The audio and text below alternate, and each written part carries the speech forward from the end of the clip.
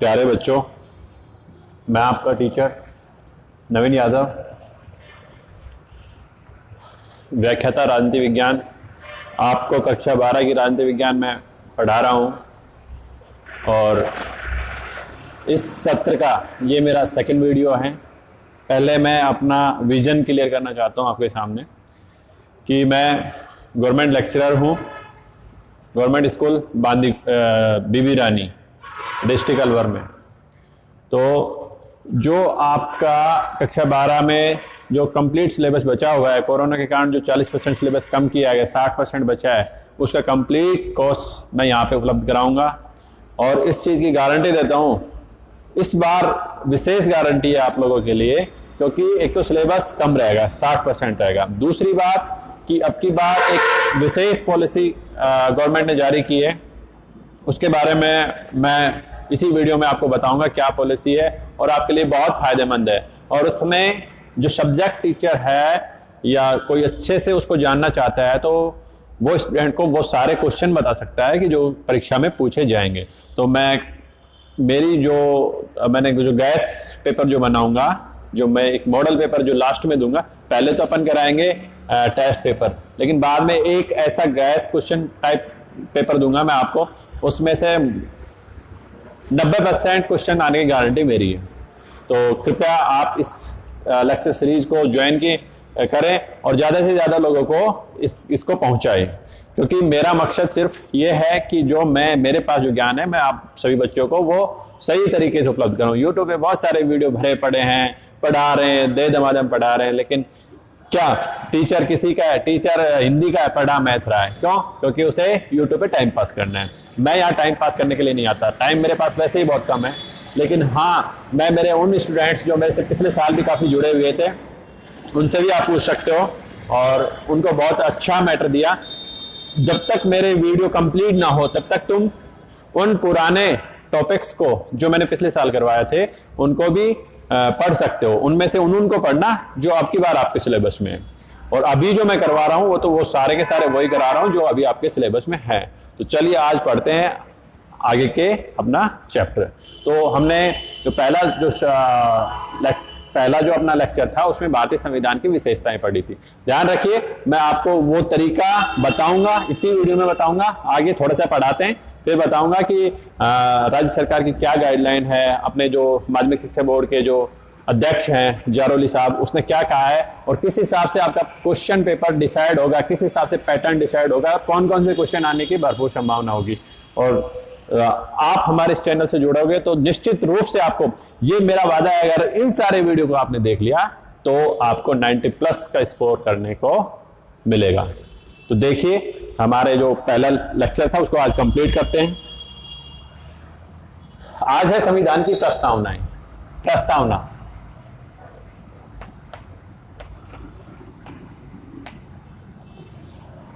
मैंने पहले वीडियो में भी ये बात कही थी कि आप देखो, पॉलिटिकल साइंस बहुत ही विस्तृत सब्जेक्ट है ना। मैंने तो क्योंकि इसके बारे में बहुत सारा पढ़ा है, तो मुझे भी इस चीज का पता चल जाता है कि ये आपके सिलेबस में हटा दिया, ये है, तो मैं उसी को पढ़ाऊं। इसके लिए मैं भी साथ में आपकी बुक रखता हूं, क्योंकि एक तरतीब वाइज पढ़ाया जा सके।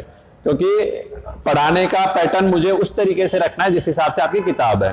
तो आप भी अपनी किताब को अपने साथ रख के बैठिए, आपको लगेगा कि हाँ, एक दिन में एक चैप्टर पूरा कर दिया मैंने। साथ साथ मैं पढ़ाता हूँ, साथ साथ आप किताब को भी लेके बैठिए, उसमें देखिए, उसके बाद या वीडियो को पॉज करके देखिए या पूरा वीडियो एक बार कंप्लीट देख लीजिए, उसके बाद किताब पढ़िए। ठीक है? तो आपको इन वीडियो का डबल फायदा होगा।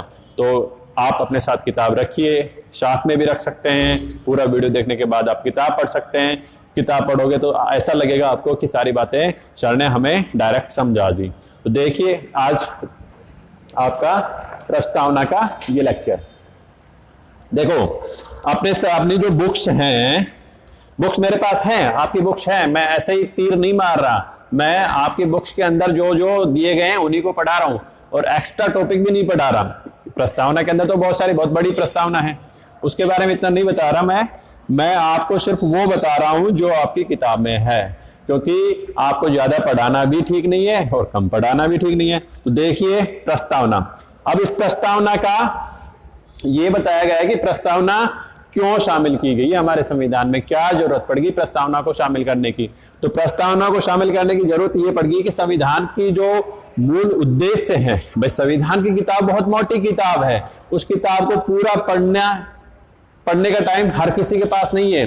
तो उस पूरी किताब में क्या उद्देश्य है, उस संविधान की किताब क्यों लिखी गई, किस लिए लिखी गई, उस किताब की पूरी का उद्देश्य समझाने के लिए हमने एक पन्ना जो शुरुआत में ही उस किताब के जोड़ दिया, वह है प्रस्तावना। ठीक है, जो उस पूरी किताब के बारे में एक मैं कहता हूं बहुत छोटे मतलब शब्दों में, या ये कहते हैं कि बहुत कम शब्दों में उसने अपना उसका उद्देश्य स्पष्ट कर दिया। इसीलिए प्रस्तावना का दूसरा नाम उद्देशिका भी है। ठीक है, इसको उद्देशिका भी नाम मिल सकता है इसका।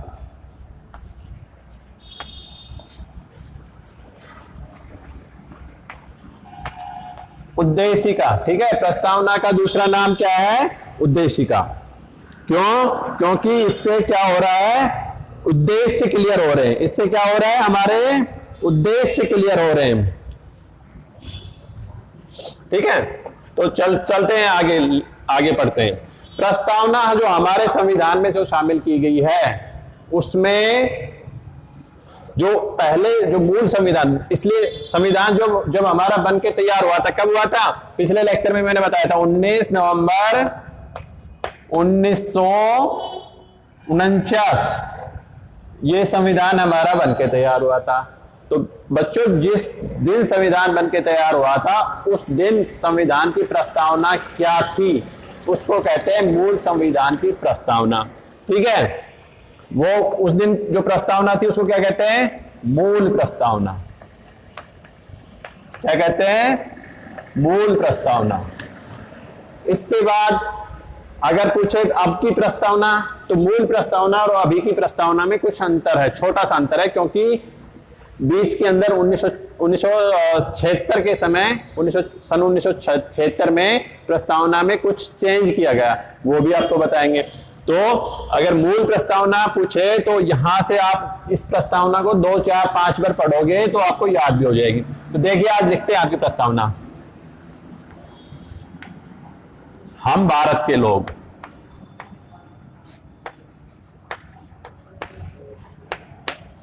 मैं ये कहता हूं कि अगर तुम इन वीडियो को देख लोगे तो तुम्हें कहीं जानने की जरूरत नहीं है। ठीक है, आराम से बैठ के इन वीडियो को देखिए, और इन वीडियो के बाद जैसे ही हमारे कुछ टर्म्स और कंडीशंस होती हैं यूट्यूब की, वो पूरी होती है, तो तुरंत हम आपको लाइव क्लास देंगे और उसका एक पैटर्न बनाएंगे कि आपकी 7 से 8 लाइव क्लास होगी।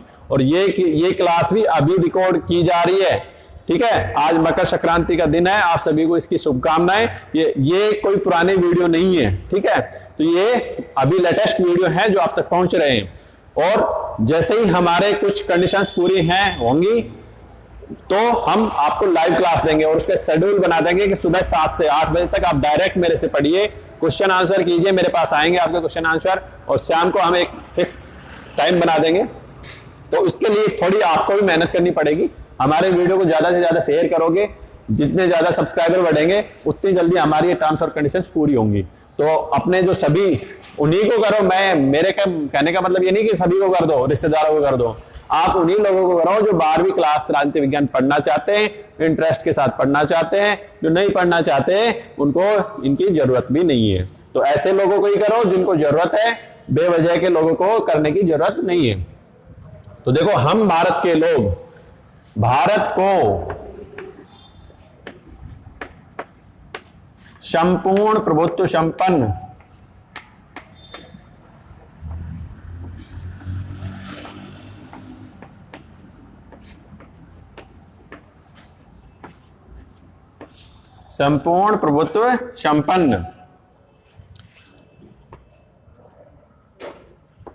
समाजवादी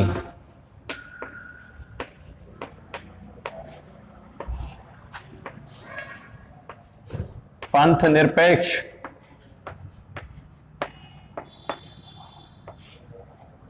समाजवादी पंथ निरपेक्ष कैसा राष्ट्र बनाना चाहते हैं? समाजवादी पंथ निरपेक्ष।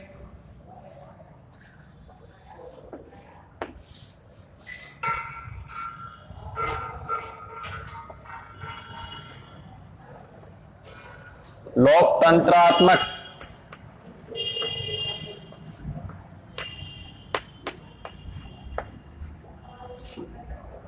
लोकतंत्रात्मक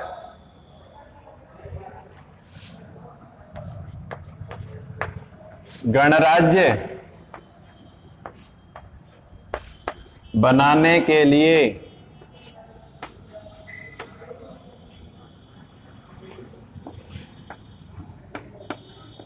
इसके समस्त नागरिकों को,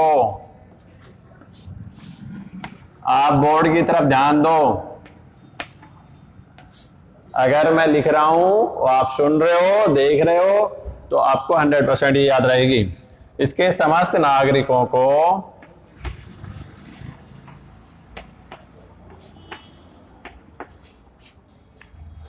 अब देखो क्या देता है, समस्त नागरिकों को क्या मिलेगा? सामाजिक, आर्थिक,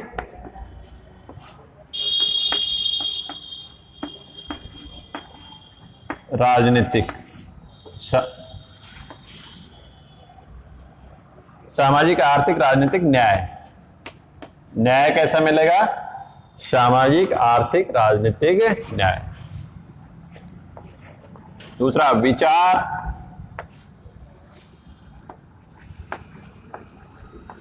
अभिव्यक्ति,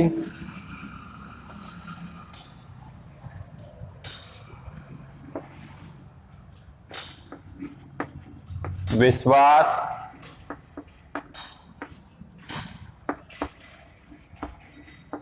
धर्म व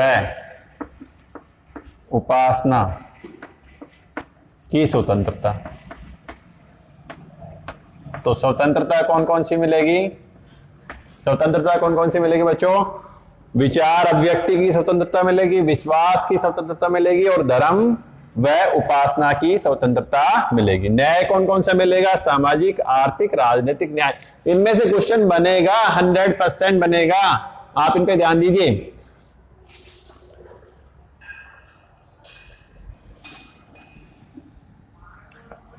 प्रतिष्ठा एवं अवसर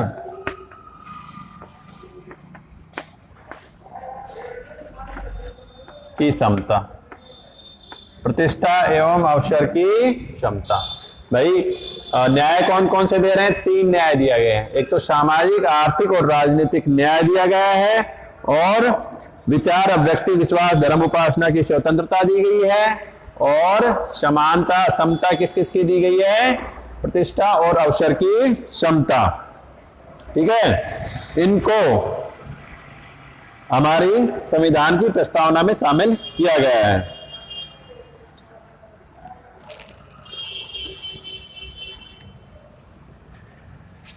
की समता प्रदान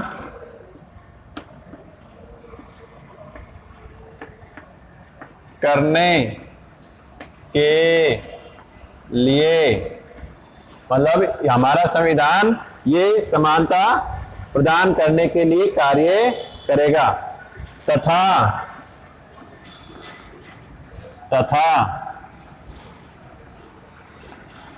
उन सब में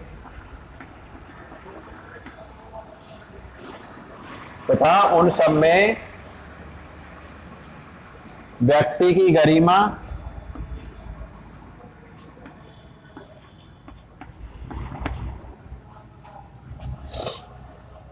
उन सब में व्यक्ति की गरिमा,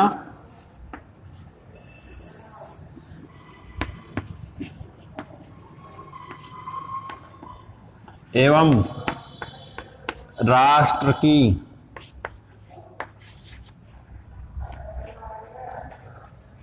एकता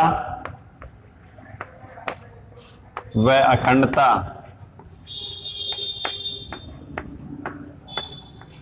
को सुनिश्चित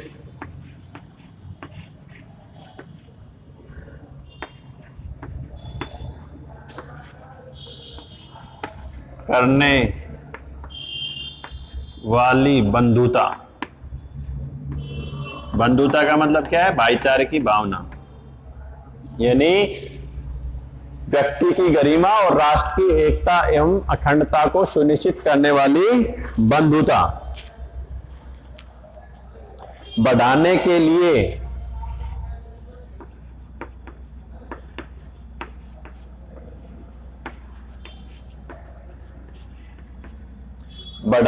लिए दृढ़ संकल्प होकर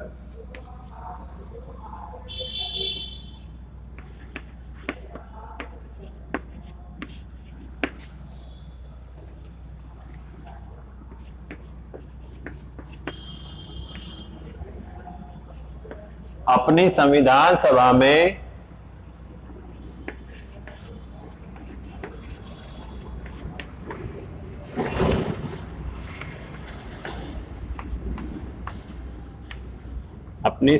सभा में आज दिनांक 26 नवंबर 1949 को संविधान सभा में आज दिनांक 26 नवंबर 1949 को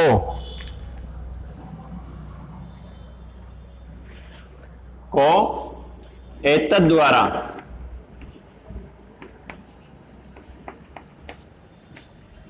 इस संविधान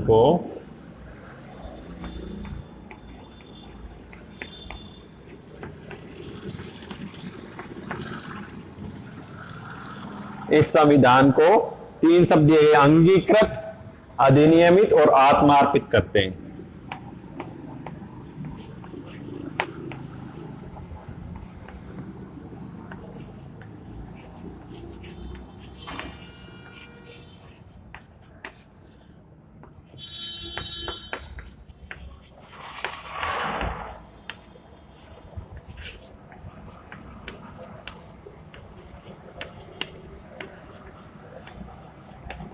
देखो अब समझा देता हूं आपको पूरा, बहुत ही सरल है, इतना कुछ नहीं है, है ना।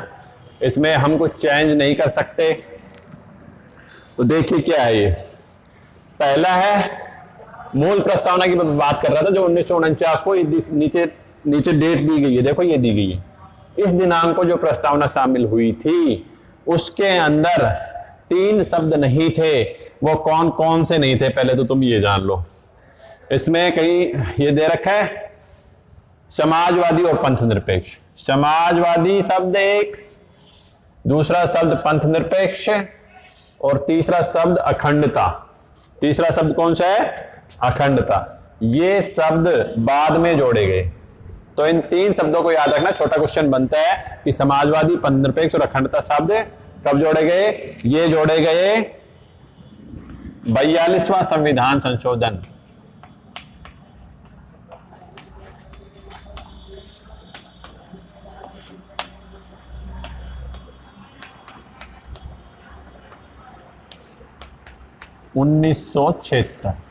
ठीक है। कौन कौन से शब्द जोड़े गए? समाजवादी, पंथ निरपेक्ष और अखंडता। ठीक है। तो अब हम देखते हैं कि ये आपकी जो प्रस्तावना दे रखी है, इसको हमारी जो 12वीं की किताब है उसमें कई भागों में बांट रखा है। उसको लिख रखा है प्रस्तावना की विस्तृत विवेचना। उसमें पहला जो है वो दे रखा है घोषणात्मक भाग, यानी घोषणा कर रहे हैं। क्या कर रहे हैं? घोषणा कर रहे हैं। जैसे हम भारत के लोग, यानी इसका मतलब ये है कि बहुत सारे लोग इकट्ठा हुए हैं और वो बोल रहे हैं कि हम भारत के लोग, ये बोल रहे हैं। तो इन्होंने कहा कि हम भारत के लोग भारत को क्या बनाना चाहते हैं, आगे ये बात की है। तो घोषणा कर रहे हैं एक तरह से। कौन घोषणा कर रहा है? हम भारत के लोग घोषणा कर रहे हैं। तो ये वाक्य लिखने का क्या आशय है कि हम भारत के लोग, इसका मतलब ये है कि भारत की जो संप्रभुता है, भारत की जो शक्ति है, राज्य के पास राज्य सत्ता जो है वो किसके द्वारा प्रदान की गई है? भारत की जनता को। यानी जो हमारा जो संविधान बनाया है उस संविधान का स्रोत कौन है? संविधान को बनाने वाला कौन है? भारत की जनता। और भारत की जनता ने ही अपने प्रतिनिधियों को भेजा था संविधान बनाने के लिए। भारत की संविधान सभा गठित थी, 299 सदस्य थे भारत की संविधान सभा में। ठीक है। जब हमारा पाकिस्तान से विभाजन हो गया था, भारत पाकिस्तान विभाजित हो गया था, तो उसके बाद भारत की जो संविधान सभा थी उसमें 299 प्रतिनिधि थे, जिनमें से अधिकतर प्रांतों से निर्वाचित थे और कुछ देशी रियासतों से मनोनीत थे। तो अधिकतर हमारी संविधान सभा जनता द्वारा निर्वाचित प्रतिनिधियों द्वारा गठित थी। तो हम भारत के लोग यानी ये घोषणा कर रहे हैं, इसलिए ये घोषणात्मक भाग में। दूसरा आपका दे रखा है उद्देश्य भाग। ठीक है, प्रस्तावना को 4-5 भागों में बांटा गया है, मैं यहां लिख देता हूं आपका। पहला तो दे रखा है उद्देश्य भाग, जिसमें तो कौन सा आ गया, हम भारत के लोग। ठीक है, दूसरा दे रखा है घोषणात्मक, घोषणात्मक। ठीक है, दूसरा दे रखा है उद्देश्य, दूसरा दे रखा है उद्देश्य भाग, यानी इसमें घोषणा तो कर दी, किसने कर दी भाई, घोषणा कर दी हम भारत के लोग, यानी भारत के लोगों ने घोषणा कर दी कि हम संविधान बना रहे हैं, यानी भारत के लोगों की सहमति से संविधान बना। दूसरा उद्देश्य भाग, यानी ये प्रस्तावना या ये संविधान सभा के लोग या भारत के लोग क्या उद्देश्य लेकर आए हैं, क्या करना क्या चाहते हैं, कैसा देश बनाना चाहते हैं। तो उद्देश्य में ये बताया कि हम किस प्रकार का राष्ट्र बनाना चाहते हैं। तो उद्देश्य में ये बताया, आगे की लाइन, संपूर्ण प्रभुत्व संपन्न, या हमारा उद्देश्य क्या है, एक ऐसा राष्ट्र बनाना है जो संपूर्ण प्रभुत्व संपन्न होगा और समाजवादी होगा, पंथ निरपेक्ष होगा, लोकतंत्रात्मक होगा और गणराज्य बनाएंगे। ये हमारा क्या है, उद्देश्य।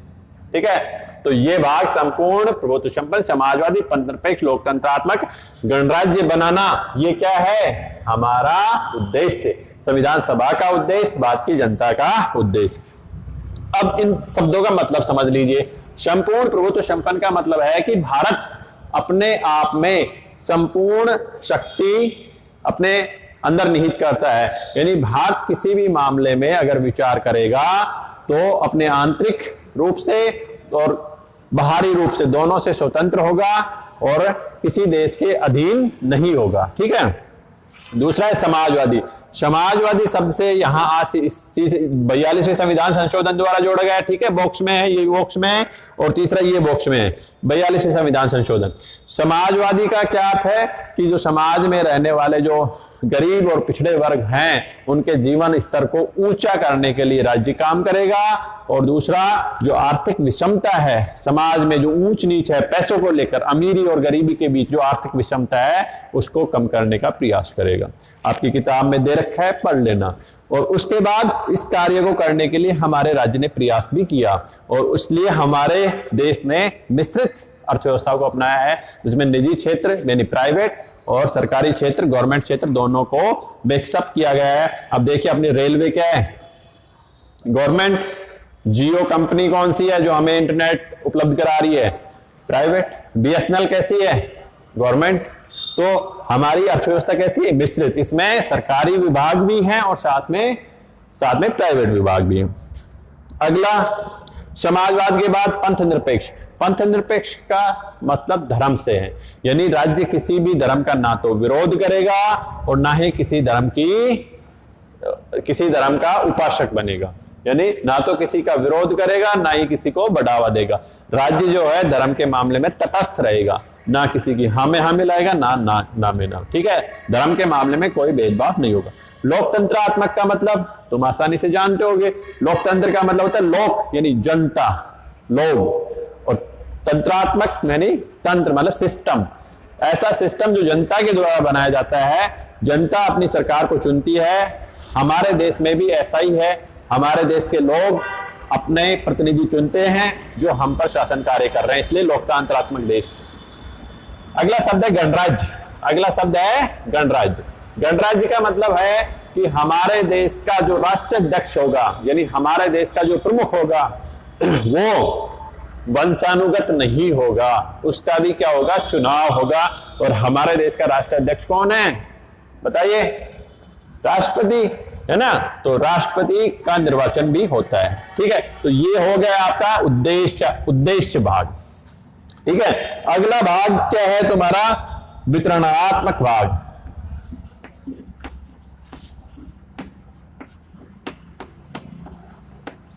अगला है वितरणात्मक भाग, यानी इसमें कुछ बांट रहा है। भाई वितरण कब होता है? पुरस्कार वितरण समारोह आपके स्कूल में होते होंगे, तो वितरण में, पुरस्कार वितरण में क्या होता है? पुरस्कार वितरित होते हैं। भाई हमें हमारे संविधान ने हमारे देश को तो ऐसा बनाना चाहा, उद्देश्य ये था।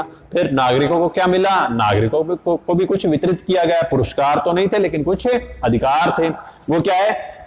ये न्याय मिला। और कैसा मिला? सामाजिक, आर्थिक, राजनीतिक, 3 टाइप का न्याय मिला। यानी समाज में हमें हमारे साथ किसी प्रकार से धर्म, मूल, वंश, लिंग, जाति के आधार पे कोई भेदभाव नहीं होगा।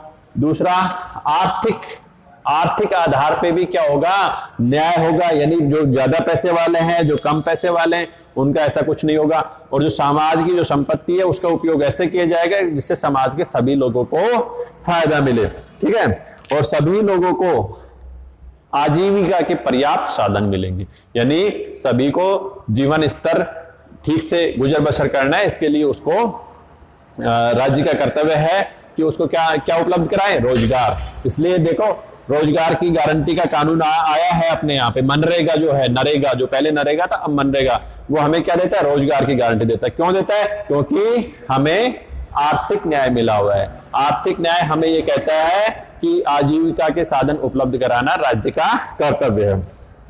ठीक है, इसके अलावा स्त्रियों और पुरुषों को समान वेतन मिले। पुराने टाइम में अपने माता पिता से या बुजुर्गों से पूछना कि लेडीज जो होती थी उनको जो मजदूरी होती थी वो कम मिलती थी, जबकि जो पुरुष होते थे उनको मजदूरी ज्यादा मिलती थी। कारण इसको पीछे ये दिया जाता था कि जो स्त्री होती है वो इतनी ताकतवर, इतनी शक्तिशाली नहीं होती जो पुरुष के बराबर का कार्य करे। वो पुरुष से कम कार्य करती है, इसलिए उसको वेतन कम दिया जाता है, जो कि एक पुरुष और स्त्री होने के बीच का क्या है? भेद है, एक तरह से अन्याय है। तो उसको कम किया गया और पुरुष और स्त्री को समान वेतन देने की बात कही गई। हमारे संविधान में अनुच्छेद 39 के अंतर्गत ये सारी बातें दी गई हैं। ठीक है, अगला है राजनीतिक न्याय। राजनीतिक न्याय का मतलब होता है कि राजनीति में हिस्सेदारी लेने के लिए, भागीदारी लेने के लिए सभी को बराबरी का अधिकार मिलेगा। 18 साल का प्रत्येक व्यक्ति जिसका निर्वाचन रजिस्टर में, निर्वाचन पंजिका में नाम दर्ज है, वो वोट डाल सकता है। सभी को बराबर अधिकार है। ऐसा कोई व्यक्ति नहीं है जो 2 वोट डाल सके, सभी को 1 वोट डालने का अधिकार है। ठीक है, दूसरा, सभी को यह अधिकार है कि उसके मूल अधिकारों का उल्लंघन हो तो वो न्यायालय में जाके अपने मूल अधिकारों के हनन की भरपाई करवा सकता है, जो संवैधानिक उपचारों के अधिकार के तहत हमें मिली हुई है। तो ये हमारा वितरणात्मक भाग हुआ। ठीक है, उसमें वितरणात्मक भाग जो है उसमें न्याय हुआ।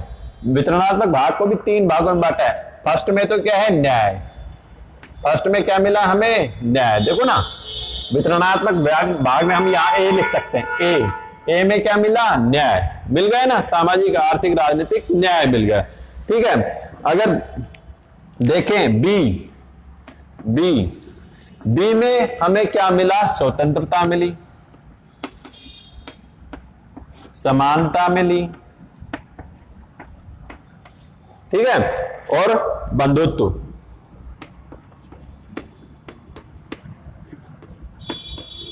इस प्रस्तावना को पढ़ाने के बहुत सारे तरीके हैं। मैं उस प्रकार पढ़ा रहा हूं जिस प्रकार से आपकी किताब में दिया गया है।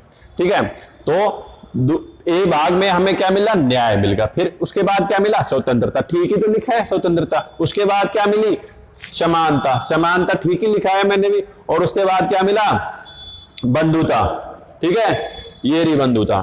ठीक है, ये नागरिकों को मिले। ठीक है, तो नागरिकों को मिलने वाली बातें बताई गई। अब चलते हैं स्वतंत्रता। स्वतंत्रता कौन कौन सी मिली? धर्म की, उपासना की, विश्वास की, विचार अभिव्यक्ति की, है ना। तो विचार अभिव्यक्ति की मतलब हम अपने विचार खुले तौर पर अभिव्यक्त कर सकते हैं। दूसरा, हमारा विश्वास की स्वतंत्रता मिली, यानी हम भगवान में विश्वास कर सकते, नहीं कर सकते, किसी धर्म में विश्वास कर सकते हैं, नहीं कर सकते, ये हमारा विषय है। इस मामले में हम स्वतंत्र हैं। हमें कोई जबरदस्ती ये नहीं कहेगा कि तू भगवान को नहीं मानता, भगवान को मान, या भगवान के मानने वालों को ये नहीं कहेगा तू भगवान को मत मान। वो ये विश्वास का विषय है, इसकी हमें स्वतंत्रता मिली है। तीसरी, धर्म और उपासना की, यानी धर्म, किसी धर्म को भी, कोई व्यक्ति किसी भी धर्म में पैदा हुआ हो, उसे दूसरे धर्म पसंद है तो उस धर्म में भी जा सकता है। फिर लेकिन ये स्वार्थ की वजह से नहीं होना चाहिए। तीसरा, उपासना की स्वतंत्रता, यानी हम अपने धर्म तो ठीक है, कोई भी मान लिया, अब उपासना भी अलग अलग तरीके से कर सकते हैं। अब देखो ना, हिंदू धर्म में कई तो अपने घर में ही पूजा करके उपासना कर लेते हैं, यानी पूजा करना एक तरह से। कई मंदिरों में जाते हैं, कई तिलक छापे करते हैं, कई बाल बढ़ाते हैं, है ना, कई गंगा में डुबकी लगाते हैं। तो ये अपना अपना पैटर्न है, ठीक है। उपासना यानी पूजा करने की पद्धति, अपने भगवान को मनाने की जो तरीका है वो सबका अलग अलग है। कोई फूल चढ़ा के उसको पूजा, उसकी उपासना करता है, कोई व्रत करके करता है। तो ये स्वतंत्रता का विषय है, किसी के साथ कोई जोर जबरदस्ती नहीं है। अगली है समानता। समानता दो प्रकार की दी, प्रतिष्ठा और अवसर की समानता।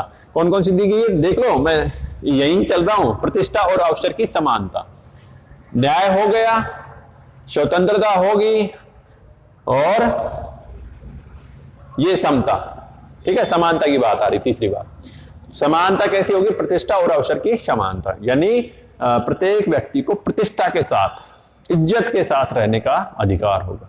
दूसरी, अवसर की समानता, यानी प्रत्येक व्यक्ति को सरकारी नौकरियों में या कोई भी ऐसे कार्यक्रम जो सरकार द्वारा आयोजित किए जाते हैं उसमें सभी में अवसर उपलब्ध होंगे, सभी को पर्याप्त भागीदारी का मौका मिलेगा, ठीक है। तो दो समानताएं दी गई। बंधुत्व, यानी हम सब भारतीय हैं, हमारे अंदर बहुत सारी विविधताएं हैं। कोई अलग भाषा, कोई तेलुगु भाषा बोलता है, कोई गुजराती, कोई राजस्थानी, कोई मारवाड़ी, कोई बंगाली, कोई उड़िया, लेकिन सभी का पहरान अलग अलग है। कोई धोती कुर्ता पहनता है, कोई जीन्स पैंट पहनता है, कोई आदिवासी लोग अलग पहरान पहनते हैं। महिलाओं के तो पूछो ही मत, बहुत सारे पहरान, है ना। रहने सहने का ढंग, खाने पीने का ढंग बहुत अलग है, क्योंकि हमारा देश विविधताओं से भरा है। लेकिन फिर भी हम सब एक हैं, हम सब भारतीय हैं, इसलिए हमारे देश की एकता और अखंडता बनी रहनी चाहिए। और एकता अखंडता को बनाए रखने के लिए और साथ में व्यक्ति की इज्जत के साथ जीना, यानी गरिमा के साथ जीने के अधिकार को बनाए रखने के लिए क्या होना चाहिए? हम सब में भाईचारा होना चाहिए। तो बंधुत्व ऐसा होना चाहिए जिससे राष्ट्र की एकता अखंडता को चुनौती ना मिले, और दूसरा व्यक्ति की गरिमा बनी रहे, ठीक है। जो तीसरा है वो आप, ये बंधुता क्योंकि इससे जुड़ा हुआ था इसलिए मैंने उसका उदाहरण दिया। अब जो चौथा जो भाग जो तुम्हारे दे रखा है वो दे रखा है व्यक्ति की गरिमा,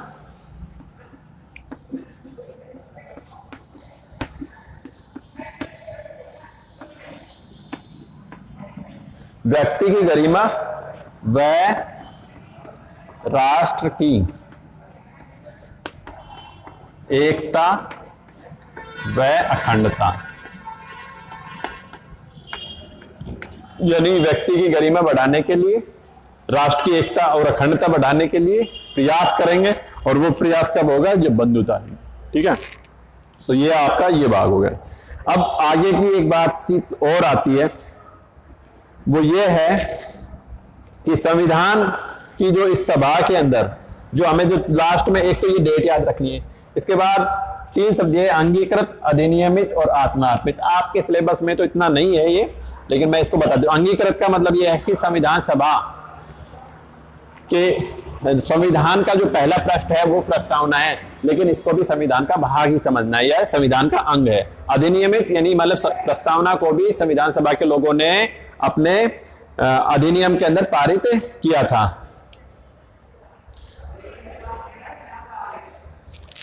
तो और तीसरा ये है आत्मार्पित, यानी अपने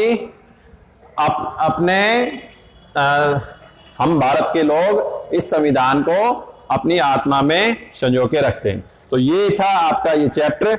एक तो 42वां संविधान संशोधन याद रख लेना, प्रस्तावना के सभी जो भाग हैं ये याद रख लेना, और आशा है आपको बहुत पसंद आया होगा, और आगे ऐसे ही चलते रहेंगे।